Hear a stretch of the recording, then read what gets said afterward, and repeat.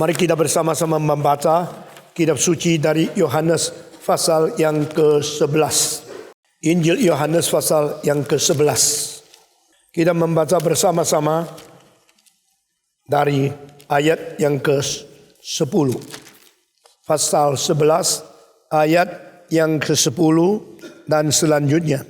Tetapi jikalau seorang berjalan pada malam hari, kakinya terantuk, karena terang tidak ada di dalam dirinya. Demikianlah perkataannya, dan sesudah itu ia berkata kepada mereka, Lazarus saudara kita telah tertidur, tetapi aku pergi ke sana untuk membangunkan dia dari tidurnya. Maka kata murid-murid itu kepadanya, Tuhan, jikalau ia tertidur, ia akan sembuh. Tetapi maksud Yesus adalah tertidur dalam arti mati. Sedangkan sangka mereka, Yesus berkata tentang tertidur dalam arti biasa. Karena itu Yesus berkata dengan terus terang, Lazarus sudah mati. Tetapi syukurlah aku tidak hadir pada waktu itu. Sebab demikian lebih baik bagiku, supaya kamu dapat belajar percaya. Marilah kita pergi sekarang kepadanya. Lalu Thomas yang disebut Didimus berkata kepada teman-temannya, yaitu murid-murid yang lain, mari kita pergi juga untuk mati bersama-sama dengan dia. Maka ketika Yesus tiba, didapatinya Lazarus telah 4 hari berbaring di dalam kubur.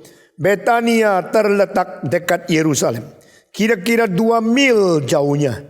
Di situ banyak orang Yahudi telah datang kepada Marta dan Maria untuk menghibur mereka berhubung dengan kematian saudaranya.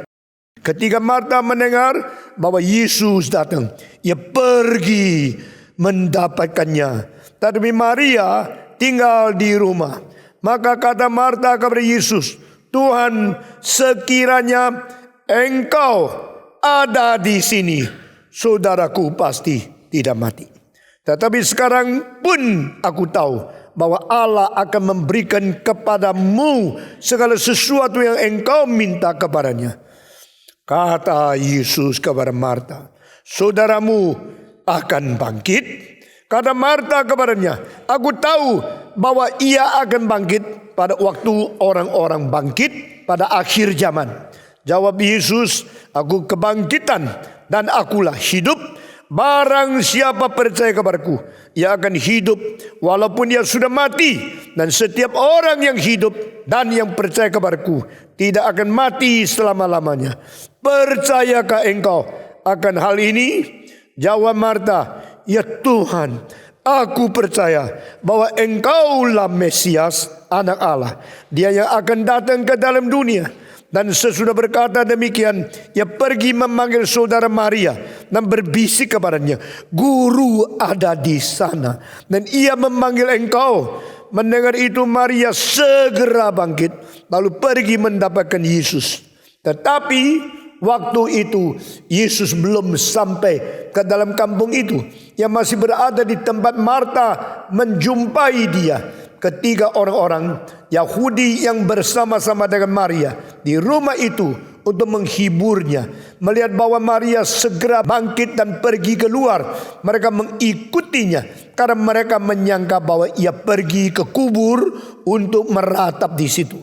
Setibanya Maria di tempat Yesus berada dan melihat dia, tersungkurlah ia di depan kakinya dan berkata kepadanya, Tuhan, sekiranya engkau ada di sini, saudaraku pasti tidak mati. Pembacaan kitab suci sampai di sini.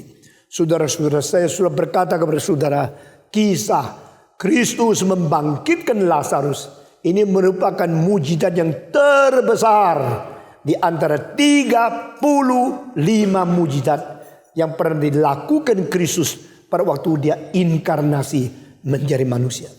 Ini membuktikan dia adalah penghulu hidup menurut apa yang dicatat di dalam Kisah Rasul pasal ketiga ayat 15. The master of the life.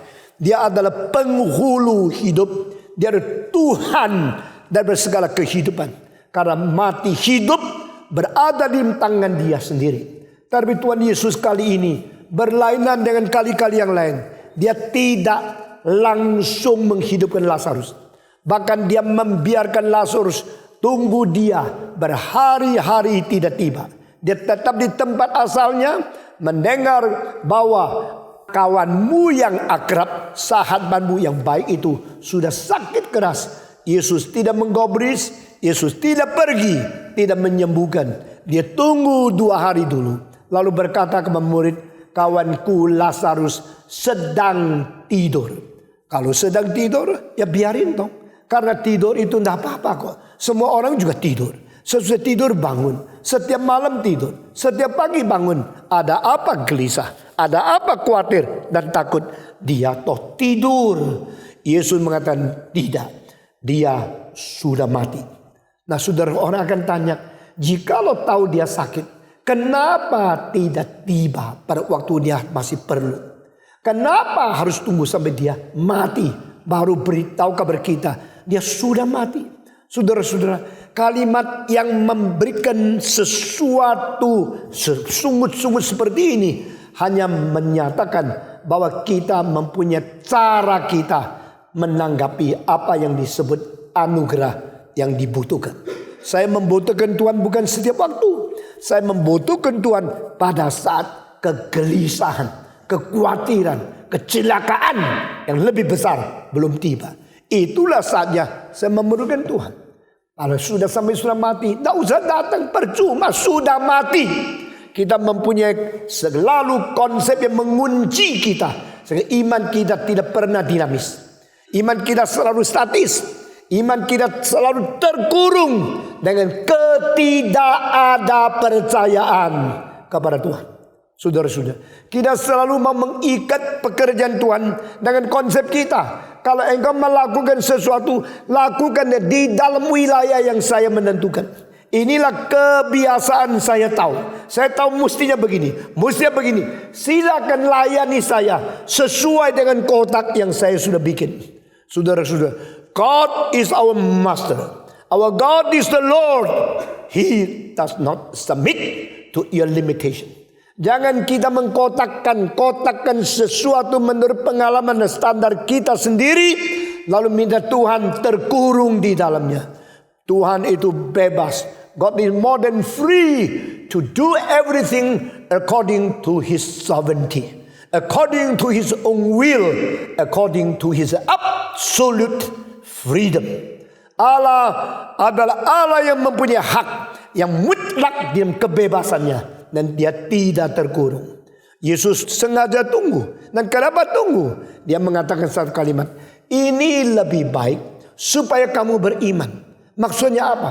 Bukankah aku beriman untuk melihat engkau bisa membangkitkan orang?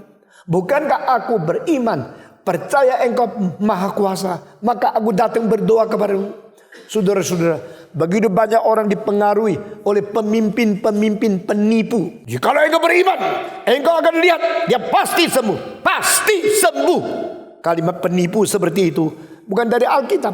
Itu daripada semacam kemauan dewe, mimpi dewe. Saking kita menginginkan orang yang kita cintai boleh disembuhkan, maka kita gabungkan dengan aku percaya Allah Maha Kuasa. Saudara-saudara sekalian, kalau aku percaya Maha Kuasa, maka Allah berkewajiban untuk memamerkan kekuasaan itu demi menjawab doa saya. Allah harus melakukan sesuatu sesuai dengan keinginan saya. Karena saya sudah mengatakan, saya sudah mempamerkan pada orang kafir, kalau saya sudah bikin iklan di surat kabar, percaya kepada Tuhan dengan Maha Kuasa dan beriman sungguh, dia pasti akan sembuhkan. Lalu Tuhan terkurung, Tuhan terjebak, dan Tuhan mengatakan cilaka. Dia sudah taruh di surat kabar kalimat itu. Dan kalau saya tidak lakukan, saya akan dipermalukan. Khususnya pakai ayat-ayat Alkitab. Jikalau engkau berdoa demi namaku, apapun yang kau minta pasti diberikan. Ini ayatnya di dalam Yohanes pasal ke-15. Di Yohanes pasal ke-berapa? Ini firman Tuhan kan? Percaya? Percaya firman Tuhan? Engkau berani mengatakan enggak, aku tak percaya. Enggak berani kan? Ya pasti percaya. Kalau percaya, ayo Mari kita berdoa supaya orang itu pasti disembuhkan. Kalau memang begini, saya mau tanya, pemimpin-pemimpin tidak ada yang mati kan? Doa terus disembuhkan, doa disembuhkan. Kalau setiap kali doa disembuhkan, akhirnya mati. Berarti seumur hidup beriman, terakhir kali imannya jebol. Begitu kan? Itu pikiran yang tidak ada logika. Bukan saudara sendiri tidak mau bertobat, masih memakai cara yang sama untuk menipu orang yang katanya orang Kristen.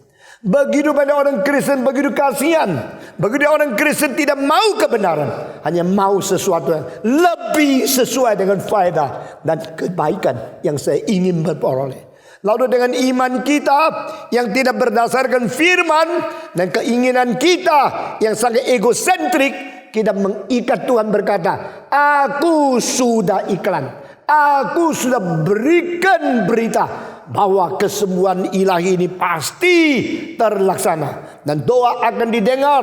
Bahkan Tuhan sudah janji, demi nama Yesus minta apapun pasti disembuhkan. Mari banjirilah stadion, banjirilah tempat besar. Mari kita melihat, aku percaya mujizat dan Tuhan akan kerja.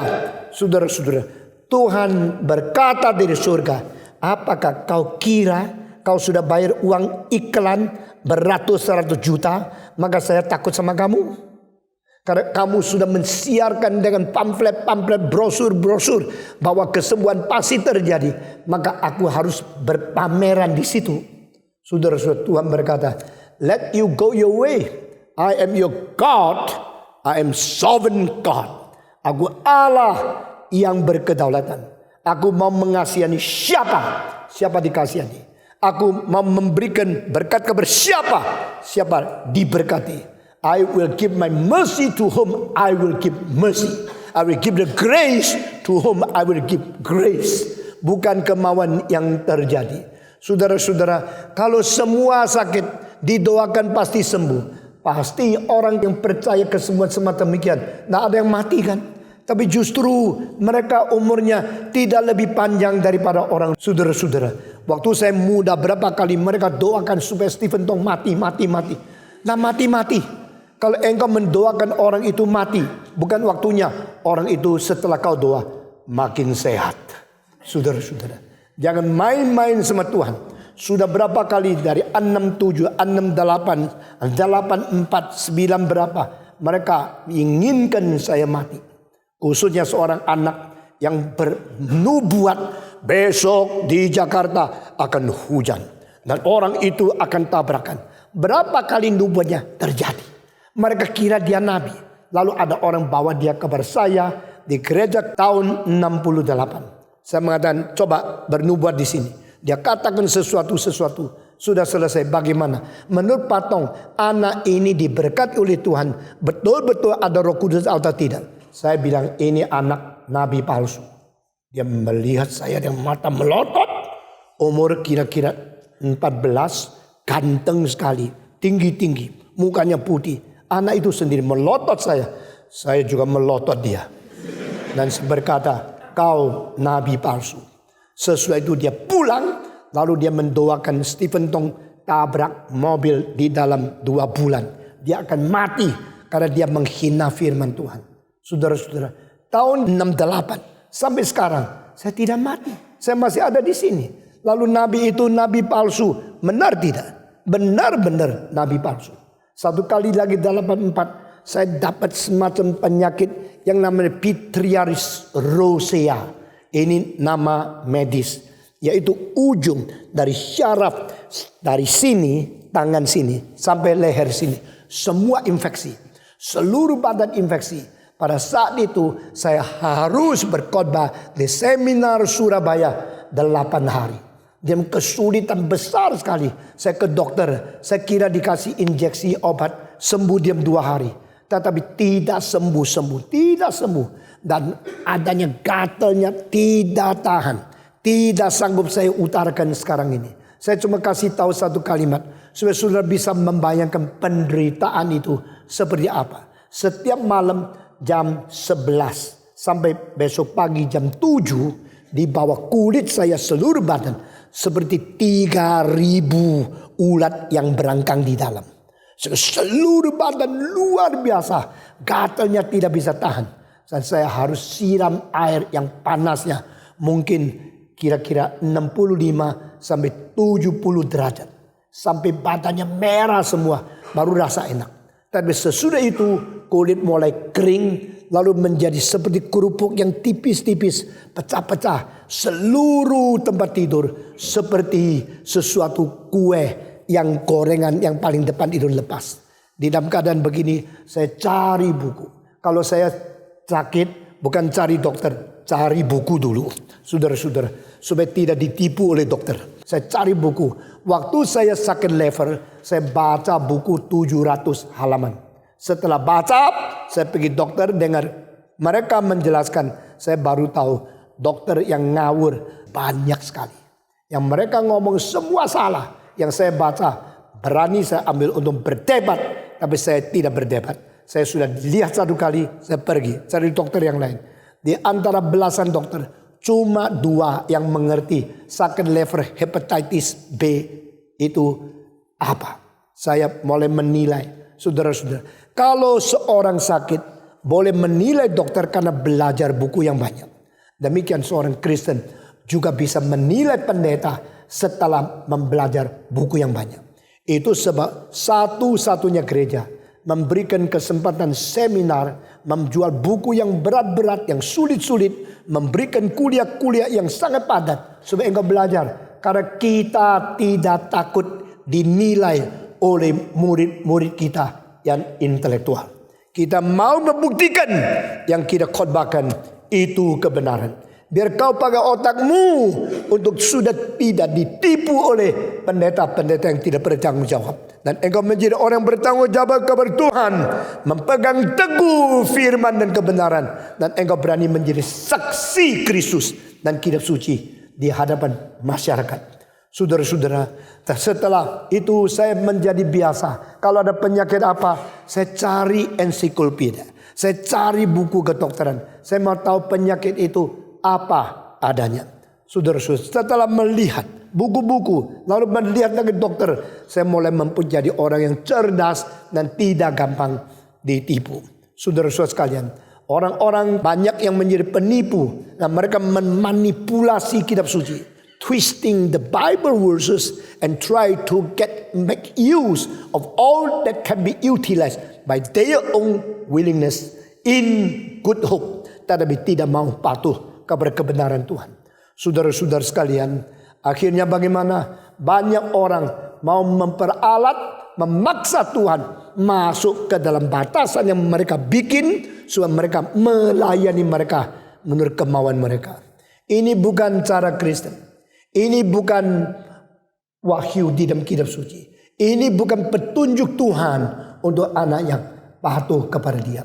Saudara-saudara sekalian, setelah kita melihat keadaan seperti ini, banyak orang berdoa, Tuhan sembuhkan saya karena Engkau Maha Kuasa. Karena saya sudah iklan, saya sudah memberi brosur, tolong kerjakan supaya saya pamer tidak sampai gagal. Saudara-saudara, saya satu kali di Manila, saya tidak izinkan khotbah hari itu. Tapi mereka melihat surat kabar sudah keluar. Kami sudah bayar banyak. Besok yang khotbah adalah Stephen Tong di gereja ini. Saya bilang, siapa yang suruh? Ya kami percaya kalau Pak Tong sudah lihat ini pasti akan khotbah. Saya mengatakan, sengaja pasti saya tidak khotbah. Jangan begitu dong. Ini orang mengharapkan namamu di sini loh. Namaku. Saya bilang namaku di sini bukan kemauanku kok. Yang taruh engkau kan. Lalu besok saya advertensi lagi. Iklan kemarin bukan dari aku. Itu dari orang lain. You berani bayar? Saya juga berani. Saya mau beritahu kepada engkau. Yang bukan saya yang memberi iklan. Saya tidak bertanggung jawab. Orang itu ketakutan sekali. Bagaimana ya? Besok sudah hari Minggu. Engkau mesti khotbah dong. Sebab ini sudah iklan. Saya bilang, kamu yang khotbah. Saya tidak bisa khotbah. Jadi kamu tidak bisa khotbah memperalat Stephen Tong. Menjadi kaki tanganmu. Menjadi hambamu. Menjadi budakmu. Karena engkau ada uang bikin iklan. Sengaja hari itu saya tidak khotbah. Tapi saya datang. Saya datang di tempat kebaktian. Mereka bilang, sekarang kita mengharapkan. Tidak berani bilang pasti ya. kita mengharapkan Stephen Tong mau berkhotbah di sini. Saya naik, saya bilang kemarin ada iklan, saya khotbah hari ini. Itu iklan bukan dari saya, dari orang lain. Saya mau mendidik dia menjadi orang Kristen yang bertanggung jawab. Itu sebab saya tidak khotbah. Dan saudara tahu itu bukan dari saya. Dengan demikian saya hemat uang iklan sekaligus. Saudara-saudara, jangan main-main dengan Tuhan. Tuhan tidak ada kewajiban mengikuti engkau hanya karena engkau sudah membuat jerat, engkau sudah membuat satu penjara, lalu mempenjarakan dia. Tuhan berkata, kau kira baik Allah itu atas namaku, maka aku tidak mungkin menyerahkan kepada Nebukadnezar. Nabi-nabi palsu mengatakan, this is the Lord's temple, the temple of Jehovah, the temple of Jehovah, the temple of Jehovah. Tuhan berkata, Nabi Yeremia, pergi bicara kepada mereka, meskipun ini adalah bait Allah, bait Allah, bait Allah. Demikian Allah berkata, saya akan menyerahkan kepada Nebukadnezar, musuhmu, raja dari Babilonia, untuk membakar habis. Aku tidak peduli namaku ada di situ. Aku tidak peduli gedung itu dibangun untuk kebesaran namaku. Tapi kamu telah meninggalkan aku. Apa gunanya engkau berbakti kepadaku? Orang yang menyebut Tuhan, Tuhan, tidak semua masuk dalam kerajaan Allah. Orang menyebut Yehova, Yehova, ini baitmu. Aku akan membiarkan baitku dihancurkan, dirontokkan oleh musuhmu. Karena saya tidak mau namaku dipermainkan. Aku tidak akan kembalikan kemuliaanku untuk ilah-ilah yang palsu. Aku tidak akan patuhkan diriku diperalat oleh nabi-nabi yang palsu. Akhirnya bait Allah dibakar, dihanguskan. Seolah-olah Israel tidak ada Tuhan Allah. Seolah-olah Allah Israel tidak bekerja. Memang Allah tidak bekerja? Bekerja. Memang Allah tidak berkuasa? Berkuasa. Memang Allah Maha Kuasa? Allah Maha Kuasa. Jikalau Allah Maha Kuasa, mengapa dia membiarkan bait Allah dibakar oleh musuh? Karena Allah mempunyai kedaulatan yang lebih besar dari segala cara pikiran kita. Saudara-saudara, oh jikalau Yesus datang pada hari-hari yang lalu, Lazarus pasti tidak mati. Ini kalimat keluar dari mulut Marta, sekaligus lagi keluar dari mulut Maria. Kenapa? Keluarga ini sudah bikin kebaktian keluarga, sudah berpartai, sudah memusyawarah, memberikan kesimpulan kalau saudara saya mati. Ini salahnya Tuhan. Kenapa engkau Maha Kuasa tidak mau datang? Kenapa engkau boleh datang berapa hari yang lalu sengaja tidak mau datang? Oh Tuhan, jika engkau ada di sini, saudaraku pasti tidak mati. Marta mengatakan kalimat ini terlebih dahulu sesudah dipanggil Maria, guru ada di sini. Maria bangkit berdiri langsung sampai di Yesus Kristus. Dia berlutut tersungkur dan mengulangi kalimat yang sama. Kenapa? Ini ada conclusion of the Christian fellowship with wrong faith. Mereka beriman yang salah.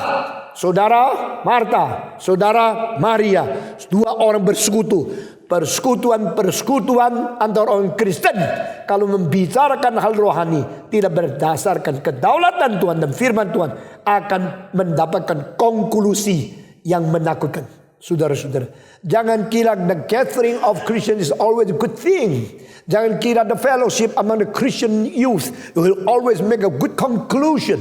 No, absolutely no. Mereka sudah mempunyai pikiran, lalu pikiran itu dianggap sah, dianggap itulah kebenaran. Dari pikiran itu mereka sekarang kritik Yesus, atau mereka mengeluh kepada Yesus, atau mereka bersungguh-sungguh, Tuhan kenapa tidak datang minggu lalu? Tuhan pada waktu Lazarus masih hidup, mengapa engkau tidak datang mengunjungi? Jikalau engkau percepat langkahmu, jikalau engkau datang 6 hari sebelumnya, maka dia pasti tidak mati. Dia pasti tidak mati atau pasti mati ditentukan oleh saudaranya? Tidak, ditentukan oleh Tuhan. Kalau Tuhan mau Lazarus mati dulu, apakah Tuhan tidak berhak? Apakah harus sesuai dengan doamu? Tuhan datang sekarang, maka Tuhan, oke, saya datang sekarang. Kau kira Tuhan itu siapa? Kau kira Tuhan itu pembantumu. Kau kira Tuhan itu conggosmu. Jadi kapan engkau mau dia mesti taat kepadamu? Sembuhkan dia. Karena aku percaya engkau maha kuasa.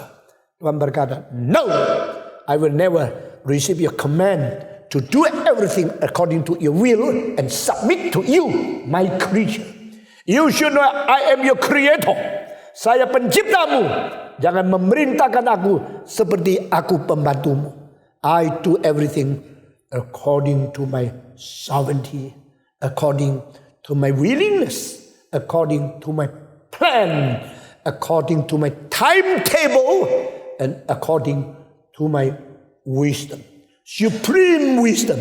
Aku melakukan segala sesuatu menurut jadwalku, waktuku, timetableku, bijaksanaku, kedaulatanku, kerelaanku, dan planning aku, bukan kamu.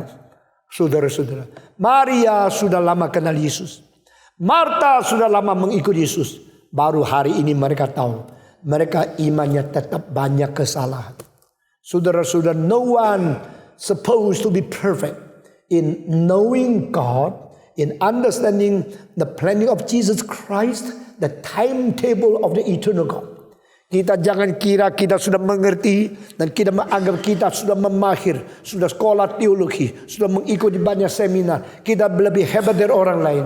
Engkau begitu mahir seperti Marta dan Maria pun tetap salah di hadapan Tuhan.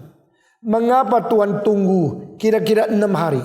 2 hari berhenti di situ, baru berangkat. Sudah berangkat sampai di situ, Lazarus sudah terbaring di kuburan 4 hari. Berarti paling sedikit Tuhan Yesus tunda 6 hari. Tidak mau pergi, tidak mau membagikan dia, juga tidak mau membiarkan dia dah jadi mati. Kenapa? Karena Tuhan mau melakukan mujizat terbesar, bukan menyembuhkan. Sudah terlalu banyak kesembuhan yang dilakukan. Sudah 2 kali kebangkitan yang dilakukan. Tapi kali ini dia membangkitkan setelah mati 4 hari. Berarti sudah busuk, sudah hancur, sudah menjadi rusak. Seluruh tubuh sudah mortal, sudah rusak. Baru kuasa yang paling besar akan dinyatakan. Mau apa? Saudara-saudara, jangan paksa Tuhan dengar doamu. Jangan paksa Tuhan taat kepadamu. Doa yang sesungguhnya itu contohnya di Getsemani. Not my will be done, but thy will be done. God, kalau mungkin singkirkan cawan ini daripadaku, tetapi bukan kehendakku yang terjadi, kehendakmu yang terjadi. Saudara, that is true Christian. Itulah orang Kristen yang sejati. Sekarang orang Kristen maunya Tuhan yang taat kepada saya, Tuhan yang dengar saya. Tuhan berkata, who are you that you try to command me? Who are you? You try to make me submit to you or obey you. Do you know I'm your creator? Do you know I'm your savior? I'm your master. I'm your Lord. I'm your leader. Aku pemimpinku. Aku penciptamu. Mengapa engkau memerintah aku seperti itu? Saudara-saudara, jadilah orang Kristen yang sejati. Mulai hari ini, tempatkan diri di bawah Tuhan. Bukan tempatkan Tuhan di bawah kamu. A man who stand under God will surely understand God.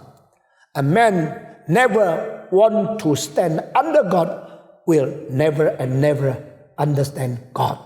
Inilah dalil yang saya terima. Saudara-saudara, setelah Yesus sampai di situ dan Yesus tidak berbicara satu kalimat, mereka datang, Tuhan, seandainya jika engkau datang minggu lalu, adikku tidak jadi mati. Maksudnya apa? Sudah terlambat. Kenapa sudah terlambat? Sudah mati. Kenapa sudah mati? Tak mungkin ada harapan lagi. Saudara-saudara, Marta konklusinya begini. Maria konklusinya begini. Jadi di Betani ada 2 orang beriman kepada Tuhan yang paling rohani. Yang menjadi pimpinan dari semua orang beriman di kota itu. Tapi ternyata kedua orang yang percaya kepada Tuhan, imannya semua tidak beres. Saudara-saudara, sekarang saya sudah makin tua. saya makin takut pemimpin gereja yang tidak beres. Bagaimana bisa membawa orang bawahan dia untuk beriman beres? Saudara-saudara, saya makin lama makin takut pemimpin gereja di seluruh dunia, khususnya di kota-kota yang besar, menyeleweng imannya. Lalu zaman akan bagaimana? Tapi setelah 40 tahun saya melihat, saya sudah mendirikan gerakan reform, saya melihat lagi banyak sekolah teologi, baik di Hong Kong, baik di Taipei, baik di Singapura, baik di Kuala Lumpur, baik di tempat-tempat yang lain. Luntur imannya satu persatu. Makin tua saya makin ketat. Makin tua makin saya setia kembali kepada Alkitab. Tetapi begitu banyak anak yang sekolah teologi maunya gelar, maunya SKS, maunya titel, maunya kredit. Dan mereka tidak peduli. Di bawah siapa? Asal saya dapat kredit, maka mereka belajar. Dan imannya rusak, tidak peduli. Pokoknya saya lulus, kepala bundar menjadi kepala persegi, sudah puas. Lalu masuk ke gereja besar, menjadi pendeta. No faith, no fire, no fighting spirit. 3F ini kalau tidak ada, gereja harus tutup. Do you have the fire? Do you have the true faith? Do you have the fighting spirit for the kingdom of God? For preaching the gospel. Biar gereja Reform Injili Indonesia menurunkan api, semangat, dan iman yang sejati dari Tuhan melalui semua rasul-rasul, bapak-bapak gereja reformator, dan pendiri gereja Reform Injili Indonesia yang tidak mau berkompromi. Saudara-saudara sekalian, Yesus sangat sedih melihat orang seperti itu. Dan dari Yesus tiba di situ dia mengatakan, I am the life and I am the resurrection. Akulah hidup, akulah kebangkitan. Saudara-saudara, di dalam terjemahan Tionghoa sedikit beda. Life is in me. The resurrection is depend on me. Aku yang memegang. Dan hidup berdasarkan aku. Kebangkitan berdasarkan aku. Barang siapa yang percaya aku, dia sudah mati pun akan bangkit lagi. Dan orang yang hidup kalau beriman kepadaku, dia akan selama-lamanya tidak mati. Hei Marta, kau tahu tidak? Lazarus sudah mati. Sudah. Berapa lama? 4 hari. Sudah busuk. Tak percaya coba. Bau sekali. Dia sudah busuk. Dia rusak. Yesus berkata, dia akan bangkit lagi. Pada waktu Yesus mengatakan kalimat ini, mestinya, benarkah? Benarkah dia akan bangkit lagi? Mereka berlutut memuji Tuhan. Tolong Tuhan, saya ingin melihat adekku bangkit. Kalau pacarmu mati, lalu seorang berkata, 3 jam lagi bangkit, engkau senang gak? Engkau bilang, sudah mati lagi lah, saya cari yang lain saja. Begitu. Saudara-saudara, kalau yang kau mengasihi, betul-betul kau kasihi, orang yang hati jantungmu sekarang mati, orang berkata, saya berkata kepadamu, dia akan bangkit lagi. Engkau akan cucurkan air mata. Engkau berlutut pegang tangan dia. Terima kasih. Tapi meskipun tidak tahu janjimu itu tepat atau tidak, tapi kalimat ini adalah penghiburan sangat besar. Tetapi Maria dan Marta sudah kadung tidak beriman. Maka menjawab apa? Kami tahu, kami sudah ikut seminar kebangkitan. Yang seminar itu profesor dari Westminster Theology Seminary mengenai kebangkitan. Yaitu pada akhir zaman semua akan bangkit. Aku percaya pasti adekku bangkit. Engkau bilang adekmu akan bangkit. Kami tahu karena kami sudah lulus daripada kursus kebangkitan. Kami sudah ikut seminar kebangkitan. Dari profesor ini, dari buku itu kita boleh kutip begitu banyak bahan yang menjadi memori membuktikan benar janji Tuhan dia akan bangkit lagi. Tetapi pada akhir zaman, ya tahu Yesus ya nanti akhir zaman semua bangkit. Masa semua bangkit, itu yang sendiri tidak bangkit. Ya tidak mungkin dong. Dia pasti ikut bangkit karena semua bangkit kan. Seorang pendeta liberal yang tidak percaya Yesus anak Allah. Di New York, pada satu hari waktu ditabiskan, pendeta yang menabis tanya, "Do you believe Trinity?" Yes. "Do you believe God is the creator?" Yes.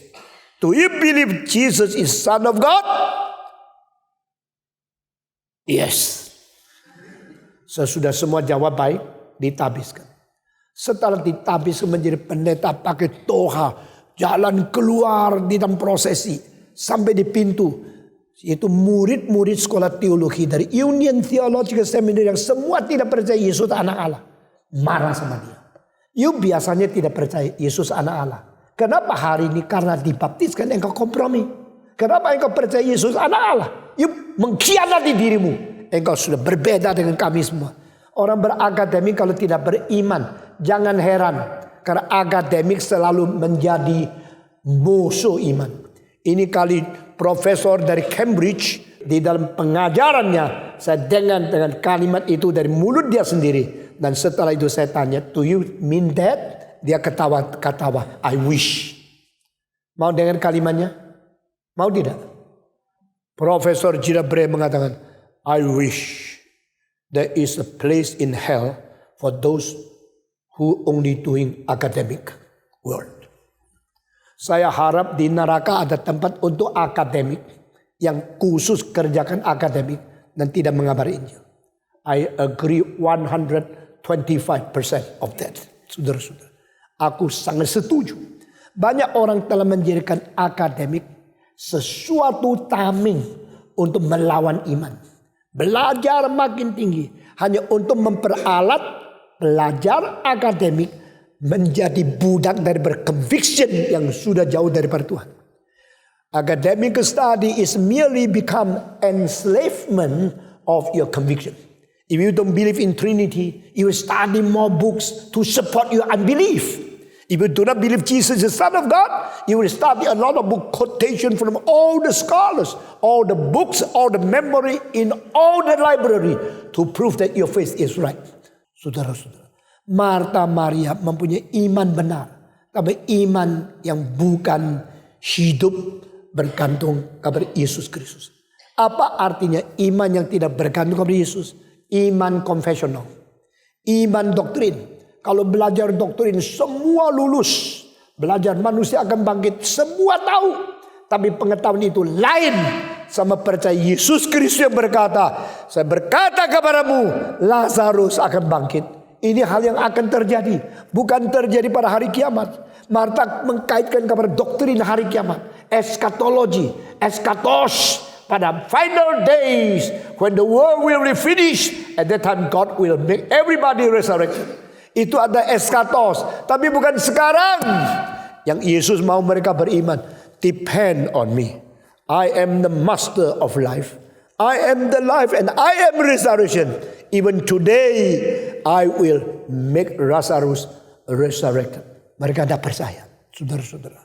Maka Yesus berkata kepada mereka, "If you have faith, you will see the glory of God." Saudara-saudara, ini salah satu prinsip dasar Alkitab yang melawan semua iman yang palsu. Iman yang palsu, God, if you show me your glory, I will believe in you. If you heal my wife, I will have faith on you. Kalau engkau menyembuhkan, saya percaya. Kalau engkau nyatakan kemuliaan, saya percaya. Tuhan mengatakan, "Be gone." I tell you, on the contrary, if you have faith, you will see the glory. Bedanya reform di dalam apologetika dengan orang berapologetika yang tidak pakai reform adalah mereka mengikuti evidential method. Buktikan dulu. Allah nyatakan kuasa dulu, nyatakan kesembuhan dulu, nyatakan kemuliaan dulu, maka saya akan percaya. Alkitab mengatakan, Yesus bilang, tidak. Jikalau engkau percaya, engkau akan melihat kemuliaan Allah. Saudara percaya dia akan bangkit? Percaya. Kapan? Hari kiamat. Yesus bilang tidak, hari ini. Inilah perbedaan antara the way of God and human method. Cara kita, metode kita mengikat Tuhan di dalam kotak, minta dia taat kepada kita. Tapi kita tidak percaya kecuali yang dipelajari di doktrin-doktrin yang statis. Doktrin-doktrin di dalam textbook.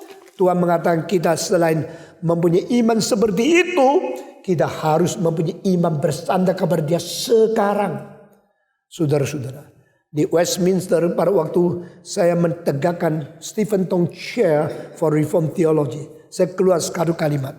We not only have the confession of faith, we need another kind of faith to believe Him now, right now, depend on Him and see the glory and His great work to be done in our days. Itu sebab cilakalah jikalau kita malas memberitakan ini. Kita terlalu egois. Hari ini saya pikirkan ada 4 khotbah yang saya harus bikin.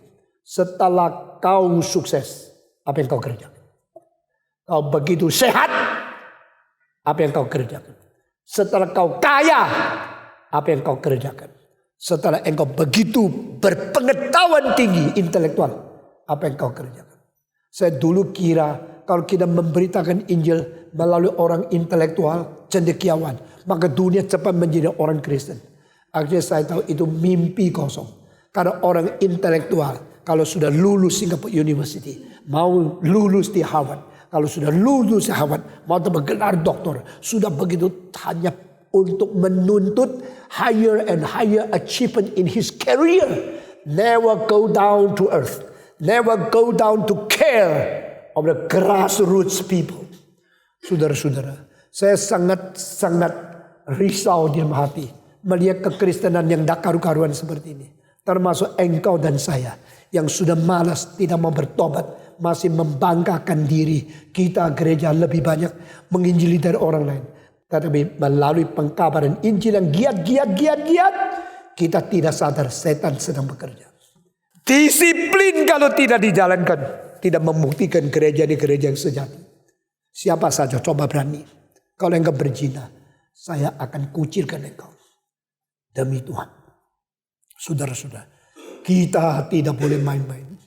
Pada waktu satu kali seorang perempuan berzina, lalu Calvin mengatakan, saya tidak akan bagikan roti dan cawan kepada perempuan itu. Orang itu mempunyai latar belakang yang sangat berkuasa. Lalu panggil orang-orang bawa pedang masuk ke gereja. Kalau Calvin tidak mau membagikan cawan untuk wanita ini, kami tusuk pedang ini ke dalam jantungnya. Hari itu Calvin mengatakan, My God, I give my heart and offer to you. You masih ingat ada satu lukisan tangan yang menaruh hati menjadi satu gambaran simbol dari gerakan reform. Itu kalimat Calvin. My God, I give my heart and offer to you. Dan dia berkata, better the sword come and pierce my heart. I still faithful to you. I will not distribute the loaf and the wine to that lady. Meskipun aku tertusuk, aku tidak akan membagikan roti dan cawan kepada perempuan yang berzina ini. Inilah gereja yang sejati. Inilah hamba Tuhan yang sejati. Mari kita pakai tangan yang suci melayani firman yang suci. Mari kita pakai lidah yang suci beritakan firman yang suci. Mari kita memakai hati yang bersih melayani Tuhan yang kudus. Saudara-saudara, hamba Tuhan yang berkuasa langsung disadari oleh orang rohani. Hamba Tuhan yang hidupnya suci mempunyai kekuatan yang luar biasa untuk memberitakan firman. Itu tidak mungkin dipalsukan. Hari itu saya kritik 2 pendeta. Satu pendeta, saya percaya dia tetap hidup suci. Tetapi cuma 20% yang dengar. Yang lain main kuku, bicara-bicara. Dia tidak peduli. Pokoknya dia setia menyampaikan firman Tuhan. Saya sangat kecewa. Saya panggil dia. Do you know, when you preach, 80% of your audience didn't pay attention to you. Meskipun engkau belajar tinggi dari luar negeri. Saya minta you berdoa, bergumul sama Tuhan. Tuntut kuasa Roh Kudus ada pada diri. Saudara-saudara, salah satu sebab orang diberikan kuasa Roh Kudus adalah hidup suci. Bersyukur kepada Tuhan. Kalau orang hidup suci, saya langsung bisa lihat. Saya langsung tahu pemuda ini akan dipakai oleh Tuhan atau tidak. Saya dekati dia, saya dengar, saya perhatikan. Dan saya tahu kalau dia hidup suci, tak mungkin tidak dipakai oleh Tuhan. Saudara-saudara, Yesus Kristus berkata, you beriman? Beriman. You tahu? Tahu. Tahu apa? Tahu Lazarus akan bangkit. Kapan? Hari kiamat. No. Today. Ini iman yang berlainan. Ini iman bukan iman confessional. Ini bukan iman doktrin. Ini bukan iman pengakuan. Ini iman yang bersandar kepada Tuhan. Dan sekarang akan melihat kemuliaan Tuhan. If you have faith, you will immediately see the glory of God right now. Maukah senantiasa melihat kemuliaan Tuhan? Mau? Mau tidak? Maukah engkau melihat kemuliaan Tuhan setiap saat? Berimanlah, peganglah tangan dia. Dan sungguh-sungguh patuh kepada dia. Tidak ada jalan yang lain. Terlalu banyak penipu yang berada di atas mimbar. Menghibur engkau dengan kalimat-kalimat yang kosong. Terlalu banyak pembaca Alkitab yang sendiri tidak tahu artinya sesungguhnya apa. Dan sendiri tidak mematuhi. Maka berusaha membius kamu. Kelihatan pakai jas, pakai pakaian bagus di gereja. Kelihatan gereja bertumbuh. Kalau ajaran salah dan motivasi tidak bersih, makin berkhotbah. Kalau makin banyak orang dengar, makin penuh gereja, makin mempermalukan nama Tuhan. Kiranya kita kembali kepada Tuhan dan menyerahkan diri, berbakti kepada Dia dengan kesucian, dengan iman yang sejati. Mari kita berdoa. Bapa di dalam surga, firman sudah kami sampaikan sampai saat ini. Kami berdoa kiranya setelah suara manusia berhenti, suara Roh-Mu yang kudus terus berbicara di dalam hati kami masing-masing. Sehingga kami bukan menjadi orang Kristen yang sembarangan, bukan menjadi orang Kristen yang malas, bukan menjadi orang Kristen yang mengkotak-kotakkan ketidakpercayaan kami atau kepercayaan kami yang salah, lalu memaksa Tuhan masuk untuk melayani kami sesuai egosentrik kami. Ampunilah segala dosa kami.